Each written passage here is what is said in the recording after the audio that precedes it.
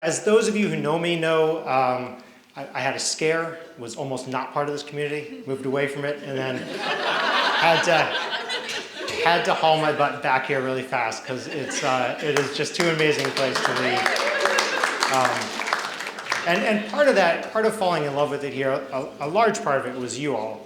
Part of it, as I'm sure is true for you, was the natural world itself, and just the river and the river canyon and all of the different foothills and mountains and trees and everything else. And that became, over the years for me, I was really lucky. One of the things I love most about being a writer is that when I dive into a work, especially if it's something that's set where I'm living, it gives me new routes through which to fall in love with that place over and over, whether it's just the specific kind of birds that I see popping around in a little bush, or the heron that I see flying up and down the river canyon, or the smells of the sugar pines, or whatever it is. That is all becomes, I mean, it's the luckiest job in the world. That all becomes kind of part of my work, right? Is like recording that and thinking about that and letting that feed what my creative spirit wants to do.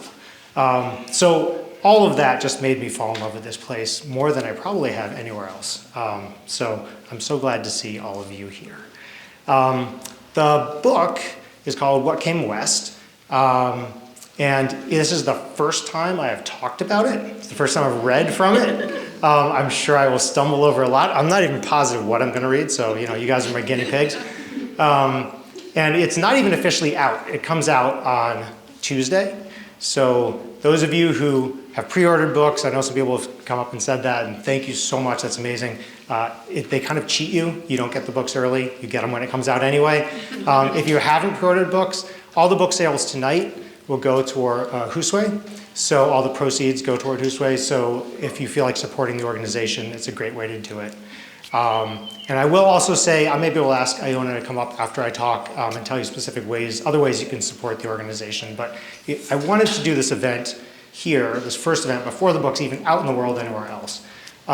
Because as I was writing this book, all these things that I'm talking about that I loved about the place and that made their way into the book, and the story itself and the characters and all of that, are all dependent on the world that was here at the time of the book, which is set in just before the gold rush. And of course, that world was a world that was very fully formed and a rich and vibrant community of the Nisenan, and the Concow in different areas, and Machupta, and the different tribal communities. So I'm very, very aware, and have been, from the beginning of writing this book, of how much of a debt I owe to those communities. And that's part of why one of the first things I did was I talked with Shelly, who you may know, Shelly Covert, the tribal spokeswoman here, and we've been working for the past 5 years together. So when I would have questions, she was so generous, would talk to me, and we'd meet and we'd hang out and we'd discuss different, largely what we didn't know, because there's a lot that is unknown and you're trying to do some sleuth work among lots of different sources, and of course the sources that she has that I don't, through stories passed down from her ancestors. So I want to thank her too. I think she'll be here tonight. If she's, oh, she is, hey, awesome, fantastic. And I'll do just a short reading. I'll keep it short. A lot of people are standing. I'm sorry. Thank you for the good, strong legs of all you mountain bikers out there. So I'll keep the readings really short, because mostly what I want to do is talk with Shelly and just have a conversation about this, and then open that up to you guys. So you can be part of that conversation and ask questions, and we can just have a discussion about what it means to be writing something set in this part of the world with the history that it has. So I'll start with the reading.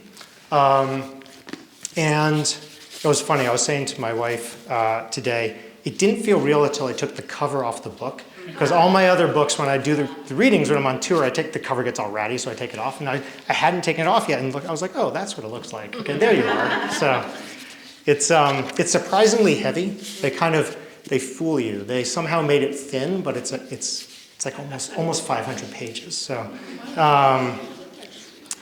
And let's see, what else should I say? I don't think I need to say much else. I'll do 2 really short readings, so I'm not going to keep you guys too long with that. We're happy to hear your reading. Yeah. Thank you. You're not giving us. I know. Well, maybe I'll just keep going then. You guys will see. Keep you in suspense. We're gonna read the whole thing. Yeah, settle in. It'll be it'll be like readings of Ulysses, that I'll pass it around. You guys will go for a month. But I'm going to start from there. So the story is, the book's told in two different sections. They're interwoven. It's set from about 1800 to about 1849 is where it ends.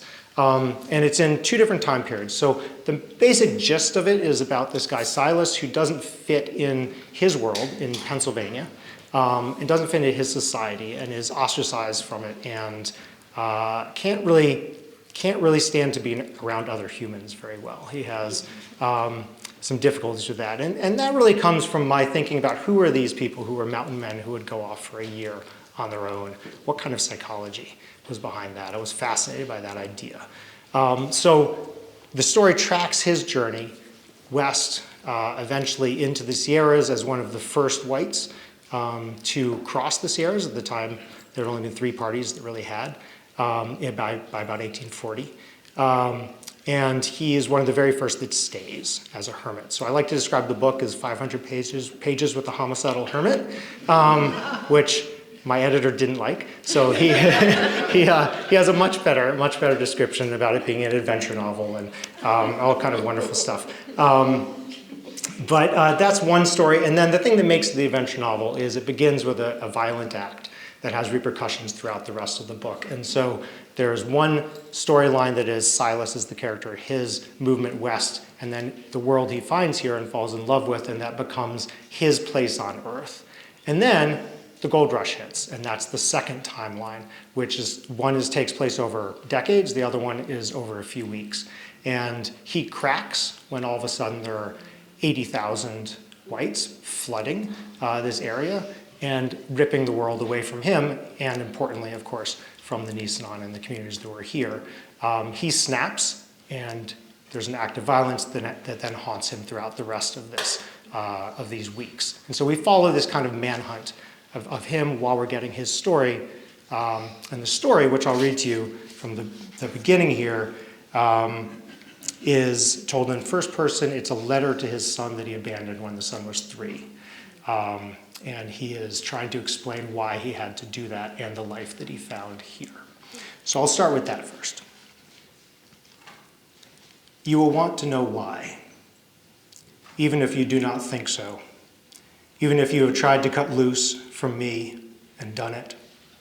Still one day you will want to, I know, because I have tried to cut loose too, from you, your mother. She used to call you Shosh, we used to. Yes, cut loose and done it, and still I'm here 12 years later in these last hours I will have in this place that has become my reason why for everything, for all of it, has become me, your father. And still here I am now writing to you. It is Temsum Pauto, season of small trees freezing. October 49, maybe November. Cold outside enough to snow, but in here warm with the fire and smoke, and so they will find me. Outside I have set the traps, 20-some spring-loaded spiked steel jaws waiting in the woods round me for whoever comes.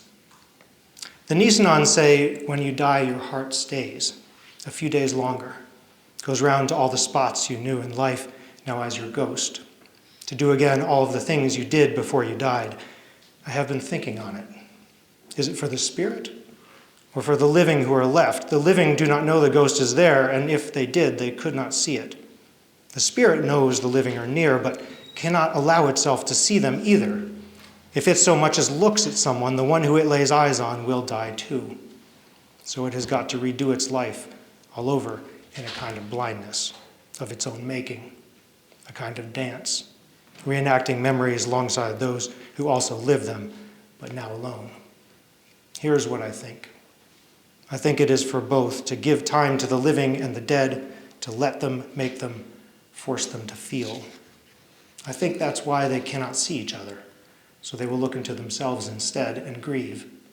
Maybe then, when the heart at last goes west to rise off the earth, it can leave behind its regret, its sorrow, which would make this that I am writing now really for myself, except if somehow I can get it to you. Then I will have got round the rules, let you see me. So that's the opening of his letter. to his boy. Thanks. And the letter is written, actually, you might have noticed some of the drawings around here, pen and ink drawings. And Silas records his world. He is an illustrator before he flees his family, abandons his family and goes west. And the letter is written on the backs of his illustrations. So in the book, it's the same thing where you'll flip through, you'll find the illustrations and then open to his letter. And it shifts into something that maybe we can talk about if we have time. I was interested in the way that when you're writing epistolary work, with the gray area between what's actually written, what's memory, what's the character's memory, what's actually on the page, what's being given to you. So I wanted to play with that, but it starts each chapter as an actual letter. And I'll flip through to just a point fairly farther in the book, about halfway through. And this is also part of the letter, but he's on his way. He's been a trapper in Wyoming and has found a party of men, and they're trying to make their way across the Sierras. And they finally do, and after quite a hard passage where they've been in the snow, they come down into our area, into the foothills. And he is, for various reasons that I don't want to give away too much at this point, he's tied. He's kind of their own captive to the men who he's been traveling with, a Frenchman and 2 other trappers. And this is their first encounter with the Nisenan when they're down in this area. So I'll read this. I should also say, if there are kids here, this has some violence in it. So if you want to make your way out, you can. Cody, it's fine if you want to. It's my sign.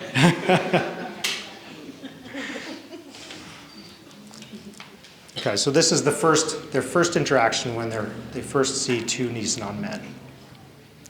2 men coming up the same path we were heading down, baskets on their backs, tump lines tight across their brows.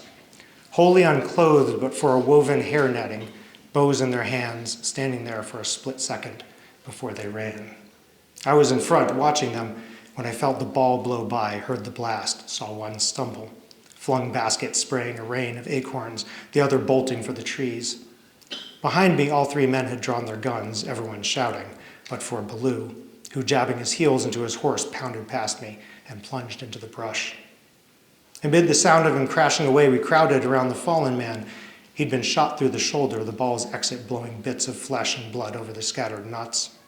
The other one had dropped his basket too, and there must have been 1,000 acorns cracking and clattering as the shot man tried to stand up. Behind me, Fancher said the Blackfoot word for stop, then peace. JG trying snake and gross ventre or some other language I didn't know. And turning to us with a stuttered flop, propping his weight on his good arm, the wounded man held up his hand before his widening eyes, the sight of our horses or guns or simply us striking him still. The 3 of us, for a second, gone still as him, before another musket blast cracked back out of the woods. His body jerked as if he'd been the one who had been hit, but instead of blood, words poured from him. Kolom wututip minik, kolom wututip minik. The same 4 over and over, kolom wututip minik. Between them, the crashing of Baloo coming back, kolom wututip, till the trapper burst out of the woods, minik, and put a bullet through the man's chest. He was off his horse before it stopped, yanking the netting off the dead man's head, fisting his hair, unsheathing his knife, grunting at us as he began to cut. Who wants the other in the woods, he said. Should I keep going a little bit? Okay, I'll go a little bit longer. When he was done, he stood up with the dripping scalp, staring at the 3 of us still standing there. What, he said. I should have let him run back to his tribe, tell them who shot this one, you all 3 lost your minds. Or ain't you seen what they do to men like us, Crow or Blackfeet or Pawnee? I know you've seen it, Fanch. You too, JG. And you think this kind would do you different? No, they didn't think so. And though I'd been lucky enough to come through the Rockies with the party attack just a few times, the last while I was out of camp, the others fleeing enough we had escaped with only wounds.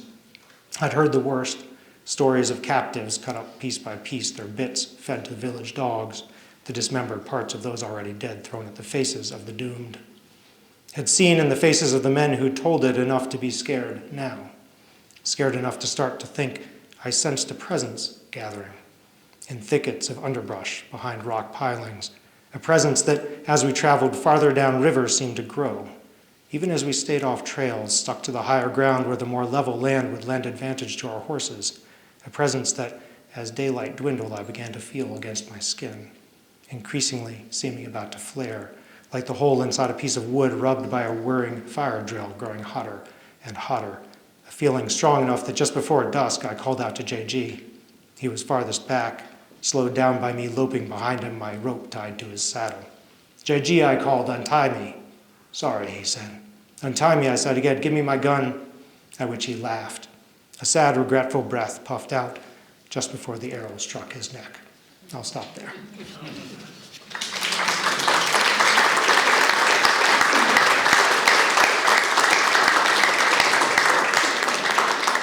So now that I've brought everybody down, I did want to just kind of just say thank you again for all of you coming. And I wanted also say I want to open up to questions after this, but first I do want to talk with Shelly. If you feel like coming by, we could grab a couple chairs and just sit up here and talk about our experience. Hi. However you want. Great. That was awesome. Wow. I'm all musty now because. Can you hear us okay without the mic if we're just talking like this? Will that work? Okay, great. Super. Oh, you're so sweet. I want to thank you. Yeah, it's not often you hear outside of our tribal families casual talk, or someone else outside of the group talking. It wasn't even about specific events. It's just a certain way, a truth maybe. I don't think I've ever heard, a story like that. Like they were just standing there with their acorns and, and history doesn't bring that forward to us in a true contextual way that is so, getting off the planet a tiny bit. It's really disorienting, come to find out, as I was standing over there getting disoriented. And amazing, because this is what we've been wanting to be seen and have the histories here remembered, and not just be that dusty old history lesson, Yeah, I think that's my greatest hope for this book, is that, as we talked and over the years, it's clear that the history of the Nisenan in this area is so little within this community, it's somewhat understood, but outside of this community, it's just not even known at all. And so it's the same as with my fiction that I write. It's not alive unless other people know it, right? And so you make a history alive the more that people recognize it. And so my great hope for this book is that it will bring that history to a much wider audience. And hopefully, and we can talk about this too, hopefully help with trying to regain tribal recognition. Which, I don't know if you know the history around that, but I think it was 1958? The act was in 58 when tribes that were terminated. Ours actually went through in 64. Okay, in 64. Yeah. But there was, I would say, a malicious stripping of, stripping Very of, intentional. Yeah, of tribal status that you're trying to get back. Yeah. So hopefully this will raise awareness too. So, All right, we can talk. if this is great. Can you guys see everything? This works okay? Okay, great. Josh, I wanted to say, because people reach out, and I think we collaborate with a lot of people in a whole bunch of so many different categories for so many different reasons that people will reach out to the tribe in allyship, in wanting to build education for their own students or their own family, a plethora of reasons. And, it can be, wow, I'm really failing for words tonight. It can be, I'm the one that usually does it. I filter things. If someone, I don't know, is rude or is not, politically correct or socially correct or whatever. I am not either all the time. Yeah. But I feel those things. I feel that all the time, and I'm really used to talking about some of the harder things. But in those conversations, so much, especially with the past, they're one-sided. They would come in, extract stuff from the old people, and then leave. And there are aspects of that still happen today. I think it's changed a lot with the modern social justice movement. But I have our PhD research candidate here and some other folks who have researched that we've gotten to know. And I think that's how I met Iona, the girl helping with everything, playing music, amazing music tonight. Iona, she was doing her master's, reached out similarly, to talk. But in the little bucket of really pleasant, lovely people who we've just sort of taken in, it was so wonderful working with you. It is so, I don't know that I've ever thanked somebody for being not obtuse before, maybe. And not even in a rude, mean, derogatory way. It's just like clueless or obtuse. And my mom and my grandpa, and there they are. They were so not bitter. They're like, you can't blame people for not knowing. No one's taught this. So Mom said, until we get everything in one room, and people can learn, people won't know. And they were so kind. And my mom would go round and round and round, trying to get folks to understand. And working with you, you were so respectful, and the places that our conversation led me into other ways of thinking about our own history, because sometimes until you get that right question from somebody and you're like, that's a very interesting question, you put it that way, I didn't know that I've ever answered. So the context was great. It was such a rare opportunity. It feels like 3 weeks, but also like 5 years. 5 years or so, yeah, a long time. Yeah. And then reading over the draft and everything, you kept trying to get it as close and as accurate as possible. Again, with the blanks that we have. We're trying to tell a story and we're like, well, I know this, here's an example, so one could imagine that maybe, maybe this and this. But now it's held so well in the story that people are going to get a feel for something that just isn't here anymore. And so when I'm engaging with it in the way you go around here, and just even the way you're talking, it reminds me of my family and my tribe. And I just can't thank you enough, Josh. And now more people are going to get that feel, and maybe we'll get more questions that lead us to, being smarter people together. Yeah. Yeah, we can only hope, right? Yeah. Thank you. Yeah, I want to say too that one of the things that was so wonderful about the conversation, and maybe it would be nice if we could approach life in this way. As a fiction writer, I struggled a lot with, as I think all fiction writers really should, with what we have the right to write. What stories we have the right to tell, and I couldn't have told this without feeling like I had you there to help me get it as true and accurate as possible, as I could, right?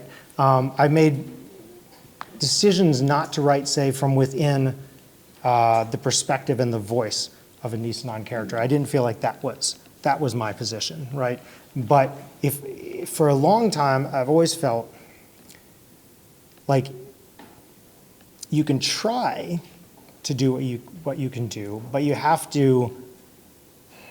There's pressure there because you have to do a good enough job to be accurate, and to be accurate to the people to whom it matters most, right?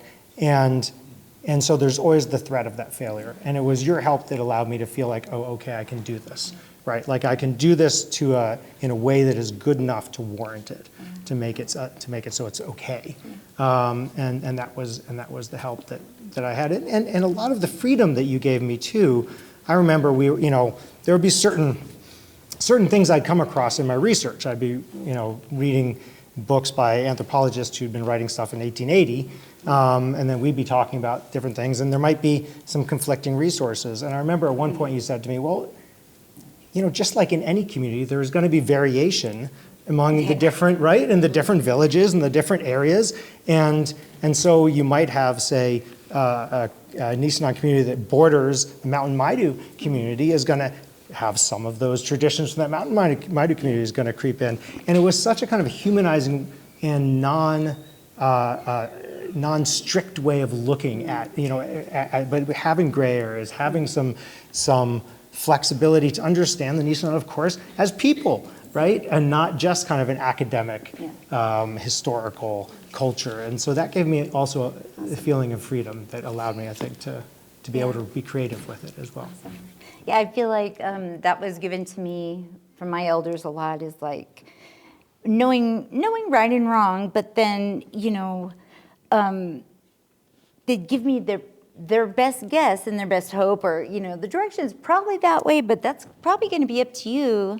But thus is my life, is always looking for the cliffs and anything that might be incredibly dry tinder that you might accidentally set on fire if you say, we wordsmith. Mm-hmm. Like if there's a word that's really going to set people off, or a topic or something that's like, how about leave that alone? I mean, that's probably, like, that's not mine to tell. I'm not going to go boss people around, and see what's what. But that freedom does allow us to be modern Nisenan people today, because we can get stuck in those old protocols that are so just missing anymore.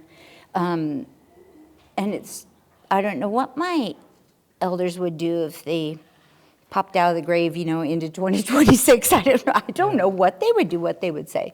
So, How do you think, obviously you can't know, but how do you think they would feel about being portrayed, in a story written by somebody else? Oh, they would love it. My grandpa's older brother, Dan, he was just a trickster, and if he could get an archaeologist or an anthropologist, somebody who is important, sitting there with a paper and pen, writing down what he said. My cousin Heidi was just telling me a couple nights ago, she said he sat down with this lady, and she was a researcher, and they talked for like 2.5 hours, and he started out by saying, my name is Dan Rose. And he talked and talked and said all this stuff. And at the end, she said, well, is there anything you want to add? And he said, I just want to let you know that my name is Dan Rose. And everything else, and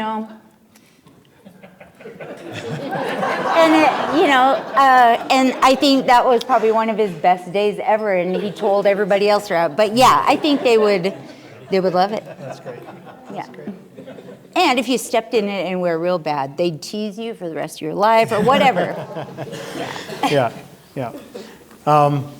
We could just see if anyone has questions for us or for Shelly about Husway or the organization now, or the Nisenan community now, or writing or our collaboration. I'd love to hear them. Alan, yeah. I think one of the ways in which we survive as people is by looking away. And trying to live in the moment, but that moment is mostly forgetful of our history, which has been largely so destructive of other people and of the earth. And we function day to day because we do get to look away. And so I guess my question is for both of you, as a writer and as a representative of the tribe, you don't really get to look away. And how do you bear up with that, living 5 years of this history, to write this book, and living your whole life with this history? And I get asked that a lot, because sometimes I do, telling the history of what happened here and what happened to our family and all the different things, Yeah, it's not, it doesn't leave everybody feeling like, hey, you guys all want to go out and get a drink now? Or, well, maybe it does actually, no, but not in a celebratory way, you know? It's hard, it's really hard. And there can even be a piece as we're learning about historical and generational trauma that the telling and seeing someone hear and be hurt, like, it's not anywhere in our mission or thoughts to, like, let's go out and tell everybody the story and traumatize a whole bunch of people. Like, that's not the point at all. And I think there are people that I don't know if it was just modeled so. Sorry, my mommy. Hi, I miss her. She's been gone just over a year, 3 months, something like that. Anyway, but I don't know if I saw it modeled by them so much, or I was just loved a lot and spoiled rotten, and it doesn't knock me over. It gets really, it's a bummer sometimes. Some people can weather that, and some folks need to not be doing that and hearing that all the time. And I have a really twisted sense of humor because some of it's so absurd that I always expect like the Saturday Night Live guy to pop around the corner when we're talking about some of the horrible, horrible, disgusting, just almost unimaginable things that happened. And, it's just so gross that it's got to be funny. And it's not at all funny, of course. But thank you for asking. And, Yeah, it's funny. Alan, I think, just as a fiction writer, I think that's one of the great purposes of fiction, is to provide that space for us to look at the hard things and to feel the hard things and also to feel joy and all these feelings, maybe in a more extreme way than we would want to in our actual lives, right? And there's in a way a safety in a book that is both for the writer. I get to go into very deep, dark, difficult places, but no, I can, when I'm done, I ride my bike home from my trailer and I go back to my family, and it's not, that's often this safe corner of my mind in the world. And hopefully also that allows readers to engage with that, think about it, right? But not have to be haunted by it, right? Also the reader can put the book down and go about their lives, and that's okay, that's necessary, right? So that you can then return to and fully feel the difficult stuff that's in there, and hopefully then don't shy away from it, right? Don't pretend that it's not there, but engage fully so that you can then know the history. And like I was talking about how I love this area so much. Well, a complex and adult love recognizes also all of the hard things that are in it, right? And so, I've written what's being called a Western. Well, that's a very complicated genre to think about, right? And it doesn't mean that, there are Westerns that I love, but you look at what the history of the Western is, what the history of Manifest Destiny is and our country, and you have to understand fully and face fully the hard and terrible things in order to really know and love our own country's history, the wider history, right? Without being accurate and honest about it, then you're not really loving the thing anyway. So hopefully, it provides a space where we can do that, but doesn't have to then haunt us constantly outside of the page.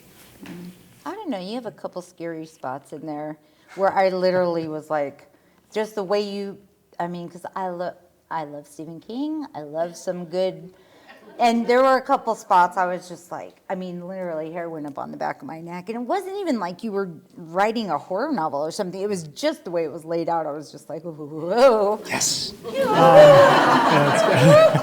Yeah. So it may haunt you. He's fibbing you. It might. Well, it should a little bit. I wanted to a little bit. I wanted to stick with it. And I think, and again, just like the history, it should haunt us a little bit. It should be present in our minds. It should be something that we think about, but it doesn't have to be something that we are racked with constantly, right? Yeah, absolutely. Anybody else? Yeah. I'm curious if Silas has changed by meeting the Nisenan people, and if so, what are some of the things he learns? That's one thing that's missing from a lot of Westerns, right? Is that Yeah. give and take, and Yes. I'm curious about that. Yeah, it's interesting. So he absolutely has changed, especially with the relationship he has with a boy who is ostracized from his own tribe. It's actually a Mountain Maidu boy. But that is the first time he is able to have a relationship with another human being and figure out how he can.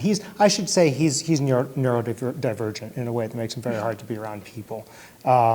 And it's through a different way of interacting with the world with this boy that he is able to be around other humans.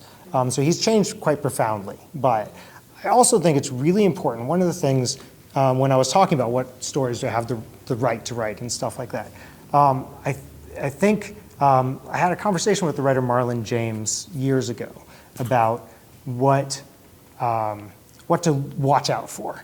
And one of those things was when you wind up using characters who are, if I was using the Nisenan characters in Silas's story as props for his story, right? That was something I really wanted to be careful not to do, even to the extent where the wants and needs of the Nisenan characters, if they aligned too closely with what Silas wanted and needed and what he needed for his story, then I'm taking his worldview and imposing that upon them, right?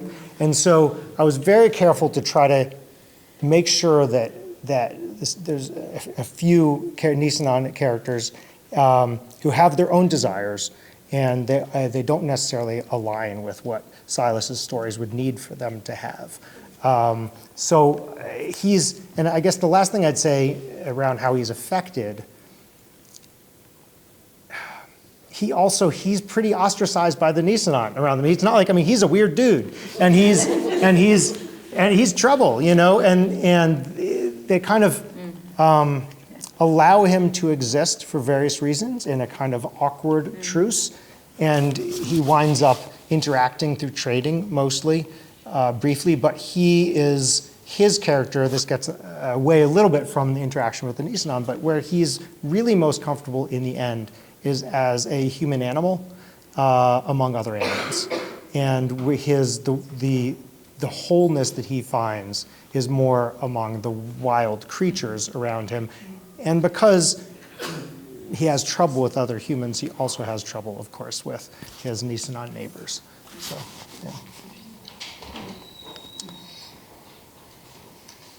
yeah. Yeah. It's an interesting and sort of depressing period of time as Indigenous stories come out and across the nation, books are appearing. I'm reading one about Tomales Bay and Point Reyes. That's historical in nature, not fictional. But I wondered if you were in any way pulled in to write your fiction by the current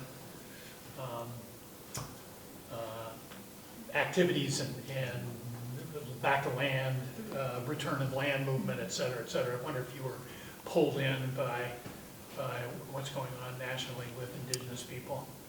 Yeah, in all honesty, I start my fiction from character and story and not from any kind of political sense, so I don't think that was the initial draw. But more than anything, what interested me in this story was when I realized the rapidity with which the destruction of this place happened, right? And so there was, from an environmental standpoint, I very much wanted to write a Western that was almost from the natural world's point of view, and almost in response, right? What would that kind of Western be? And so that kind of an awareness of environmentally what happened with the destruction here, as rapid as it was then, was coupled with, as I researched, how rapidly, I think the numbers were something like 7,000 to 10,000 Nisenan, right? And then cut down to, I think, about 500 in 20 years. Was that right? Do I have that right? It was really fast, yeah. And, we've even been looking at those counts of, 7 to 10, some are like 13,000. Megan, again, that PhD girl, wherever she went, there's never really been a true look at reverse engineering those numbers from our perspective. And given, the digitization of a lot of stuff that wasn't here 20 years ago, I mean, it's really a point in time that we need to, at least for ourselves, we need to get a grasp on that number. But I mean, it can go all over the place depending on who you're talking to. But I mean, it was so fast. So fast. Yeah, and it was a genocide, which is something that I remember when we first were talking, there was even a question of, do you use that word, right? What is that? And I think one of the what I've seen in progress is that now it seems like that word we're seeing used more and more, right? People are recognizing that for what it's. Well, the more you write and use stuff, and I see the outcomes are all right, then it gives us permission not to be so scared. So you just have to lead forward with some books before our next 10 years, so we know what's around the corner. But really, I mean, my mom and those guys didn't mention that they were Native. Or if people knew they were Native, they didn't know they were Native from here, because just by stating the fact, people would be like, what does that mean, Because there were defenses. And I think it's from the worry of, you get defensive because you think that Native people are going to blame somebody for something. And so if we're, or come take all the land back, someone had said once. And I'm like, it's just, a lot of fears that end up, but we had the fear of the land acknowledgement when we first put it together. And I said the near genocide, and then it was like, maybe the near genocide. I mean, I'm always padding things because it's uncomfortable and can be really, dangerous, not that anybody's following us home with guns today, but dangerous, for those Indians. And there's still so many stereotypes that are just, people think we have free healthcare and casinos and money. And when we got the Woolman land, it's like, where are we going to put a casino there? And when we got the land out on Deer Creek off Champion Mine Road, I'm like, the road is like this wide. I'm like, who in their right mind would put a economic business development in these places? But it's people's fear and they don't know the answers. And so, but I just love I've seen the stereotypes start to fade a little bit. The edges aren't quite as harsh as they used to be. Or people will go, they'll wonder, like, how can two things, that can't be true because I know your tribe and nobody has money or free healthcare, whatever that stereotype is. But it's really interesting, but it does help in like knowing the characters and their complex does kind of lean on us. And because I found myself thinking it was pretty cool sometimes, like, oh, like, that's cool. That's it. Now, Native person's in a book, we're not reflected like that very often. So that's pretty cool. It's pretty cool. Shelly, your coverage, talking about your folks and your family and your people locally, what a huge contribution. Yeah, thank you. Thank you, guys. I'm trying really hard. Thank you. Thank you. I just didn't know, this has been my recording lately, you don't know what somebody holds until they're gone. And I knew what Mom held. I know she made everybody mind and stay in line and be respectful and, and she was a little Badger woman and everything. But her social prowess, I guess you would say, because she could be catty and all the really personality words that I'm not, I'm just sort of like, hey, that's how I am. She, it's really hard without her. It really is. It just adds, of all the time I don't get weighted, I'm usually like, oh yay, let's go, what are we gonna do? It's gonna take 20 more years, okay. As long as there's some, wine and bubbles and music or something. But man, since she's gone, it's got a little sad, gray, rainy edge to some of the things, because she never got to, she got to see people got to see her and know her and see the work that she did and that just followed the work that Grandpa did. And, but I wish we have to hurry up. Wait, that's the thing Grandma Carmel said. Wait, hurry up. And I think we can change the world if we hurry, and we're all pretending together and playing together, I think is. Well, all of you being here is one little piece of that. Yeah. So I'm cognizant of everyone standing there. I don't want to keep people too long. Maybe one more question, and then there's wine, like you said, and we can, and I'll sign books and stuff afterwards. But yeah, keep chugging. Yeah. Interested in that question about whether or not you felt like you had the right to write from the perspective of Nisenan characters, and in your decision to not do it, it means that there's an absence of it happening. And I just wonder how both of you think about that trade-off and like what might happen next, or what the whole is that we don't get to. I mean, I think I should clarify. So I'm not writing in the voice of a Nisenan character, right? But I have characters I hope are fully fleshed out and real on the page, right? And have their own agency, and we're aware of their perceptions of the world through the descriptions, right? Even if it's through Silas's, and then there's some third person also narration, right? It was more, yes, there is a gap, right?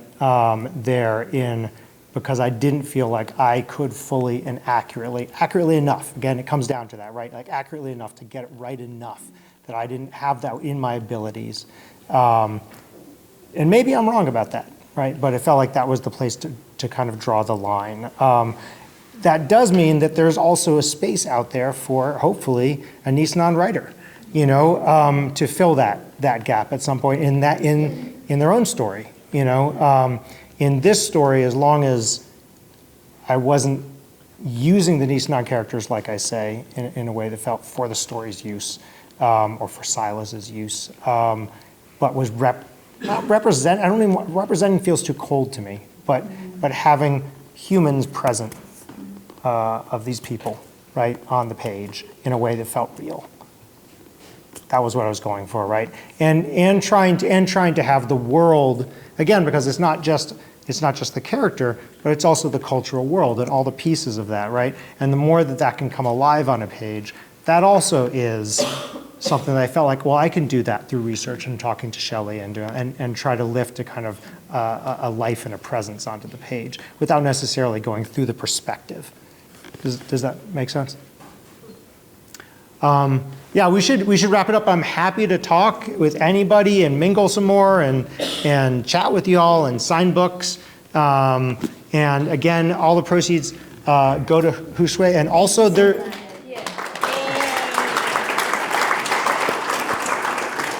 Is there a way people can contribute to the organization too? Is there anywhere that people can do that? Oh, absolutely.